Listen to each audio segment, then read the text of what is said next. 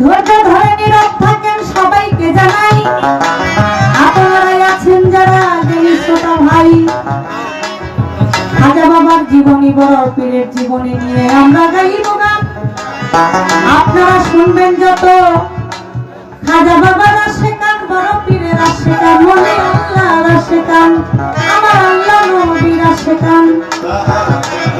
গানের মধ্যে আছে কথা বলবো অল্প করে, বেশি গল্প করবো না, গান শুনবেন লক্ষ্য করে। বড় পীর আব্দুল কাদের জিলানী, মাহবুবে সুবহানী, কুতুবে রাব্বানী, গাউসে খামদানি, শেখ মহিউদ্দিন,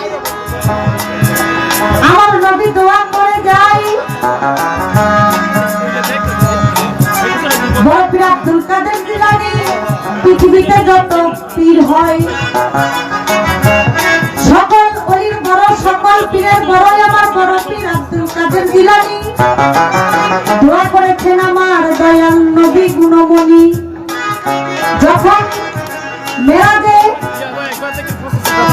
ভ্রমণ করবেন আমার রাসূল দেওয়ানা। মেরাজে ভ্রমণ করার সময় গোরানটা ছিল উঁচু, দয়াল নবী উঠতে পারে না, সেখানে পাথর ধরে হযরত বড় পীর দয়াল নবীকে সাহায্য করলেন বুড়াকে উঠতে। আমি করি মুজাহিদ, দয়াল নবী বুড়াকে উঠলেন, নিচের দিকে তাকাইয়া দেখেন একটা পাথর দেখা যায়। এটা আসলে পাথর ছিল না, মানুষের রুহানি। আমার দয়াল নবী বুঝতে পারে, হায় আমার দয়াল নবী বলে, আব্দুল কাদের তোমার এদের কইয়া এই শুভ লগ্নে শুভক্ষণে তুমি আমার সাথী গেছো হইয়া, আমি তোমাকে দোয়া করে যাই, এই আমার শুভ লগ্নে শুভক্ষণে তুমি আমাকে সাহায্য করেছো, আমার পা তোমার কাঁধে লেগেছে, আমি তোমাকে দোয়া করলাম পৃথিবীতে যত অলি আসবে সবার কাঁধে থাকবে তোমার।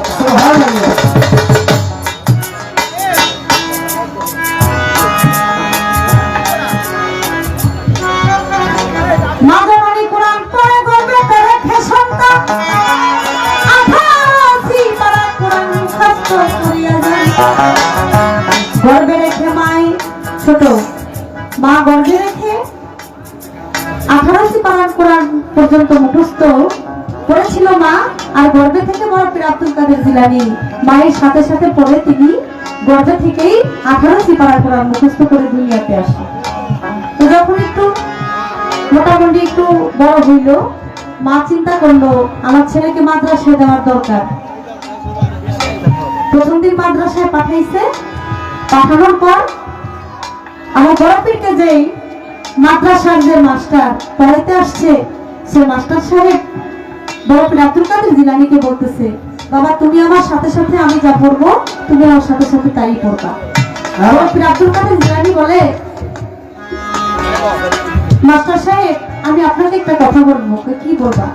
তাহলে আমার 18টি পারা কোরআন পর্যন্ত মুখস্থ আছে, তারপরে যদি কিছু থাকে আমাকে আপনি পড়ান। বড় পীরের বয়স তখন 6 বছর, জীবনী প্রমাণ করে। তখন মাস্টার সাহেব বলতেছে, এত ছোট একটা বাচ্চা, সে 18টি পারা কোরআন মুখস্থ জানে। 18টি পারা কোরআন তো অনেকেরই মুখস্থ নাই, এইটুকু বাচ্চা সে 18টি পারা কোরআন মুখস্থ করতে পারে। আমার তার বাবা মাকে একটু দেখার দরকার যে কোন মা তাকে গর্ভে ধারণ করেছে আর কোন পিতা তাকে পৃথিবীতে এনেছে। বলে তোমার বাড়িতে আমাকে নিয়ে যাও। বড় পীর চলেন, মাস্টারের হাতে বড় পীর যাইতেছে। মা দেখে লক্ষ্য করে বড় পীরকে নিয়ে আসতেছে। মাস্টার বলতেছি সবারে মাদ্রাসার যে হুজুর বড় পীরকে হাতে ধরে নিয়ে আসতেছে বাড়ির দিকে। মা মনে করছে নিশ্চয়ই আজকে আমার ছেলে মক্তব্যে গিয়ে কোনো অন্যায় করছে, এর জন্য মাস্টার আমার কাছে বিচার দিতে আসতেছে। মা বলতেছে, আমার হুজুর আমার কাছে বিচার দেওয়ার আগে আমার সন্তানের বিচারটা আমি নিজেই করে নিই। মা যখন একটা লাঠি হাতে নিল, বড় পীর আব্দুল কাদের জিলানী বুঝতে পারলো তার মা তাকে মারবে। এর জন্য হুজুরের হাত থেকে বড় পীর আব্দুল কাদের জিলানী ছুটে তখন একটা কবরস্থানের মাঝখান দিয়ে সে দৌড়াইতে শুরু করলো। জীবনী প্রমাণ করে সে কবরের মধ্যে 450 কবর ছিল।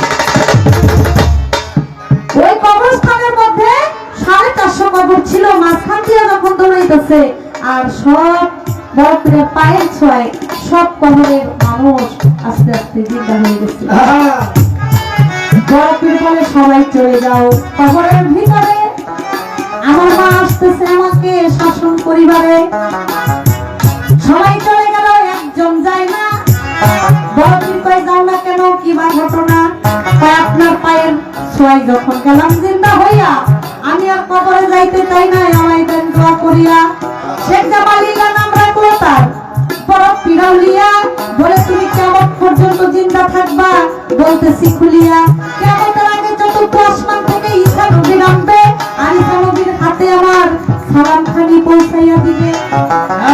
সালাম খানি পৌঁছাইয়া দিয়া, সালাম খানি পৌঁছাইয়া দিয়া এইবার ধ্বংস হইয়া বললে বলতে পারি জীবনী, আর বেশি বলবো না ভাইয়া। এবার আমি খাজা বাবার জীবনী থেকে জানিবারে চাই, বুঝাইয়া দিবে নামাই ভাবুকের গোসাই। খাজা খাজি গান করলে খাজি গান সুমাই আজমেরি হযরত খাজা মনিউদ্দিন চিশতি রাহমাতুল্লাহ আলাইহি। আমার খাজা বাবা পৃথিবীতে আসার আগে, জন্ম নেওয়ার আগে, আসার আগে পৃথিবীতে আমার খাজা বাবাই আরো বহু জায়গায় আসছিল, কয়েকটা জায়গায় আসছিল। আমি তো জানতে চাই বাজানের কাছে যে আপনি বলবেন যে আমার খাজা বাবাই কোন কোন জায়গায় পৃথিবীতে কোন কোন জায়গায় আসছিল দুনিয়াতে আসার আগে।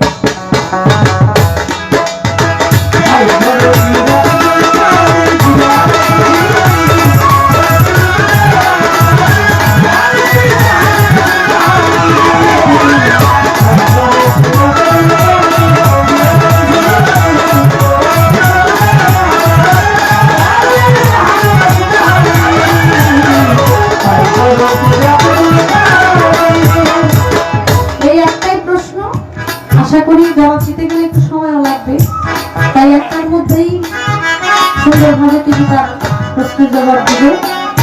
আশা করি আপনাদের শুনলে ভালো লাগবে।